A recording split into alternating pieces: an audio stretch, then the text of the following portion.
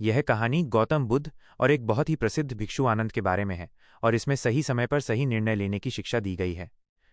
बुद्ध और भिक्षु आनंद की कहानी।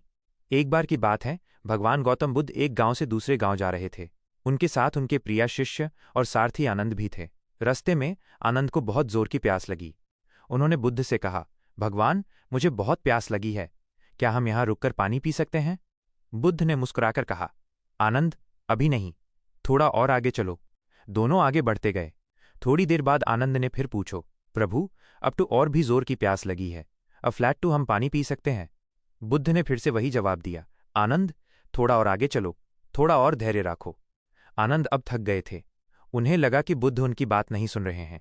कुछ देर बाद उन्होंने फिर से पूछो, भगवान, अब पानी के बिना चलना मुश्किल है, अब फ्लैट हम कब रुकेंगे? बुद्ध ने आनंद को शांत किया और कहा, आनंद, अब हम बस पहुंचने ही वाले हैं। एक छोटा सा गांव आने वाला है जहां एक नदी बहती है। दोनों यूएस गांव तक पहुंचे जहां एक छोटी सी नदी बहती थी। जब आनंद ने पानी देखा तो उनका मन खराब हो गया। कुछ लोग गाड़ी लेकर नदी से गुजरे थे जिससे पानी गंदा हो गया था। पानी में मिट्टी और धूल मिल चुकी थी और वह पीने लायक नहीं था। आनंद ने कहा, भगवान, ये पानी तो पीने लायक नहीं है। बुद्ध ने उनसे कहा, आनंद, तुम यही रुककर थोड़ा इंतजार करो। आनंद नदी के किनारे बैठकर इंतजार करने लगे। धीरे धीरे नदी का पानी शांत होने लगा। धूल और मिट्टी नीचे बैठ गए और पानी बिल्कुल साफ हो गया। और फ्लैट पानी इतना स्वच्छ था कि आनंद उसमें अपना चेहरा देख सकते थे। आनंद ने खुशी से पानी पिया और बुद्ध से पूछो, प्रभु, आपको कैसे पता था कि पानी साफ हो जाएगा? बुद्ध ने मुस्कुराकर कहा, आनंद, जब हमारा मन क्रोध और परेशानियों से भरा होता है तो वह इसी तरह गंदा हो जाता है। हमें तब तक कोई निर्णय नहीं लेना चाहिए जब तक कि हमारा मन शांत ना हो। जब तुम्हारा मन शांत हो जाएगा तब तुम सही निर्णय ले पाओगे, जैसे ये नदी अपने आप साफ हो गई। वीडियो के लिए मुख्य शिक्षा। इस कहानी से हमें ये सीख मिलती है कि जल्दबाजी में लिए गए निर्णय हमेशा सही नहीं होते हैं। जब हमारा मन बेचैन या गुस्से में हो तो हमें थोड़ा इंतजार करना चाहिए, अपने मन को शांत होने देना चाहिए। जब मन शांत होता है तब हमारी सोच स्पष्ट हो जाती है और हम सही रास्ता चुन सकते हैं। बुद्ध और भिक्षु आनंद की कहानी भाग 2।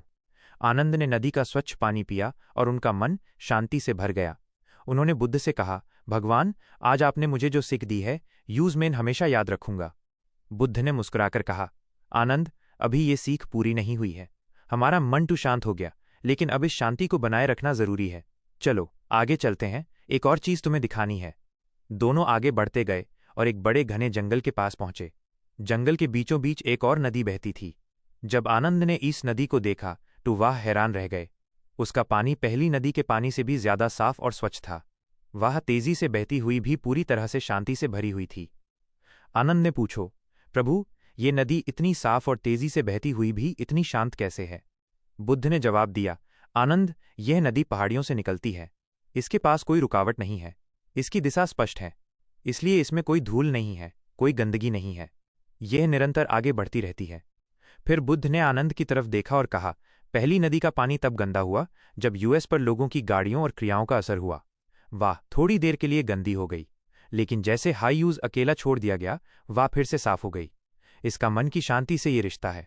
जब हमारे मन को बाहर की परिस्थितियां जैसे क्रोध, लालच, घृणा प्रभावित करती हैं तो ये पहली नदी की तरह अशुद्ध हो जाता है।